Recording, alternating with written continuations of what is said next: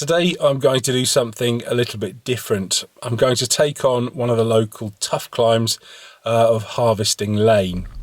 The thing that's going to make it slightly different today is that it's only about 4-5 kilometres from where I live, so I'm going to drive up there first and have a little bit of a recce, mainly to see what sort of condition the road's in and to get an idea of how cold it is up there.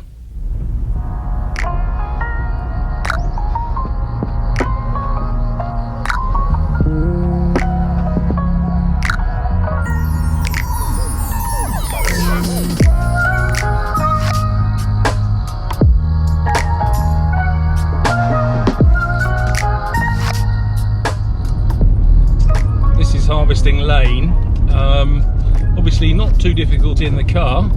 The road doesn't seem too dirty, too mucky, too potholey. Seems like I'll be able to get through on a bike. So yeah, let's see what it looks like when I get to the top.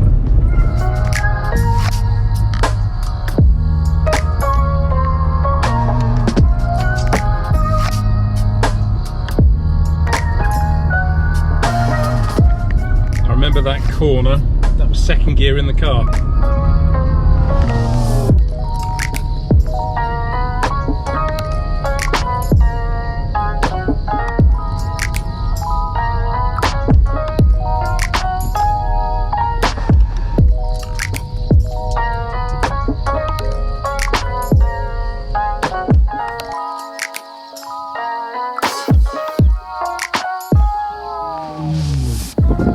That's the top of Harvesting Lane. According to the car, it's a trip of 9.2 miles going on the route that I drove, which is going to be the route that I'll cycle. And it's currently 8 degrees Celsius, so it's a little bit on the chilly side. Wind isn't too bad. I say let's go back, get the bike and try it for real.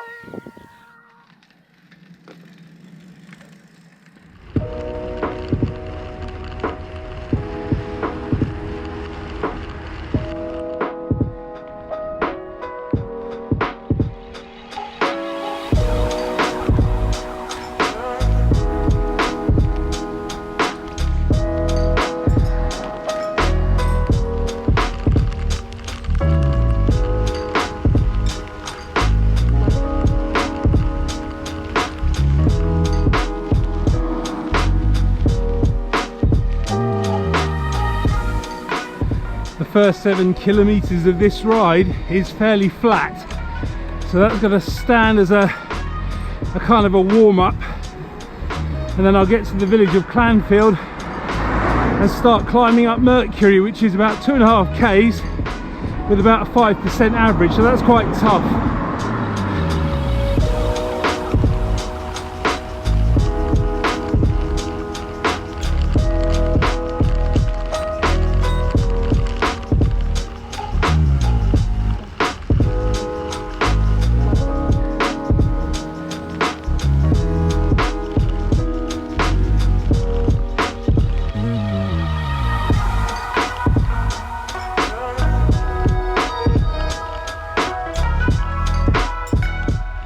I always underestimate how tough Mercury is. That corner back there was 14%. It's still going on.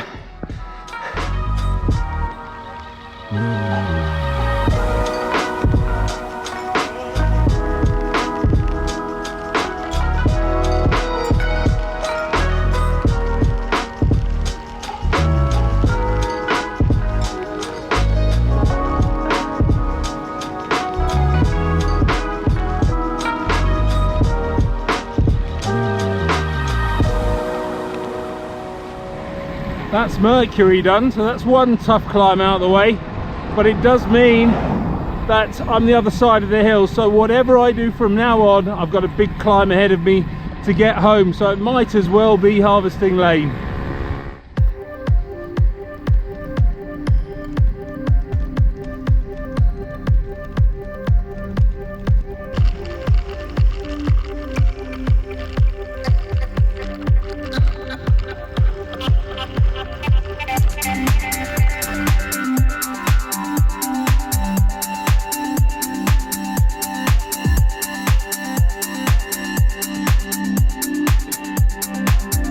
Okay, this is it. This is the climb up Harvesting Lane.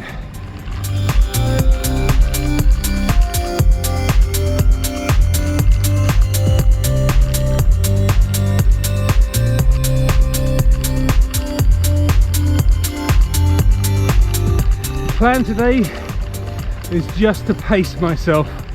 I'm going to take it nice and easy, nice and slowly, and just get to the top. My live segment's kicked in, but I'm not going to try and compete with it. I just want to get to the top in one piece.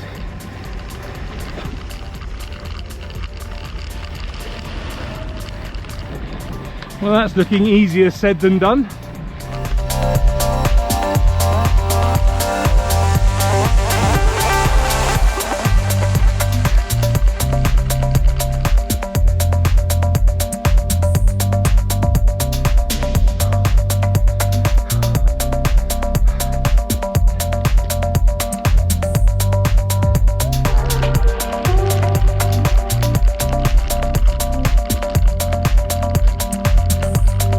This is where the climbing really starts now.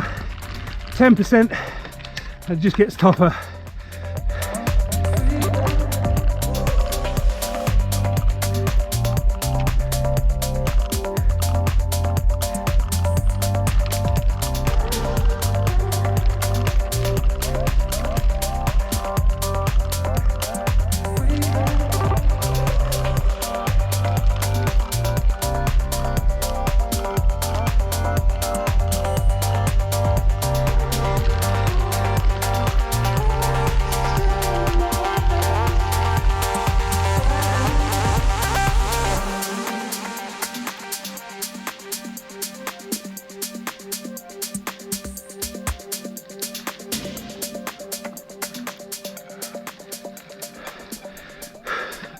Made it.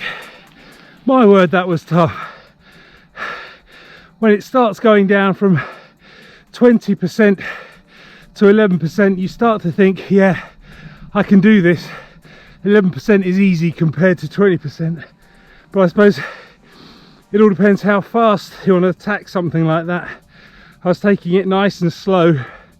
I think if I was going any slower, I'd have probably fallen off the bike, lost balance or something, but I made it to the top. So it's a big psychological barrier broken. If I can do it today, then I can do it tomorrow and the next day and the next day. The first time I ever rode up Harvesting Lane was in the summer of 2005, and that was when I was racing, so I was pretty fit, and I had to get up, or I had to get off the bike about 3/4 of the way up, and I think that was a combination of maybe not being quite fit enough and a massive amount of not really knowing what to expect and knowing where the climb finished. But since then I've ridden up about 4 or 5 times, so I know what's coming. And like I say, the last time I rode up was May 2005, and I actually got a PR that day. I doubt I've got one today, but I don't care. I've got to the top without walking, and that's good enough for me.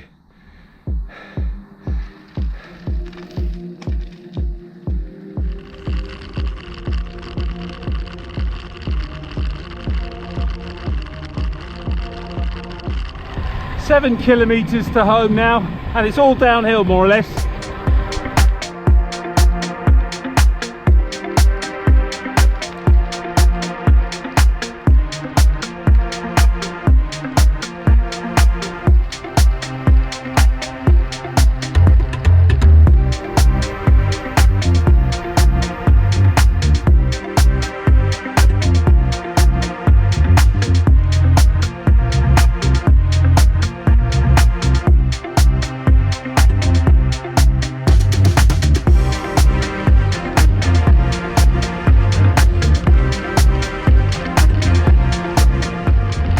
Blimey, that's cold now.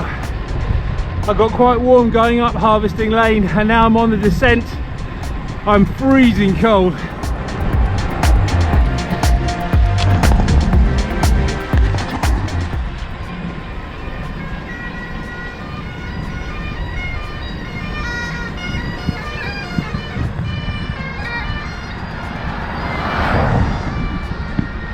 Yes, a bagpiper in the woods. That's the third time this week. So that's Harvesting Lane, and the first time I've ridden it in a good few years, and I have to say I'm fairly pleased with myself at making it up to the top without getting off the bike and walking. The ride itself was just under 24 kilometres and it took me an hour and 15 minutes, so it's ideal for one of those quick little evening rides that I can do when I haven't got much time, although obviously it is going to be pretty tough, but then it's all just good training. Thanks for watching.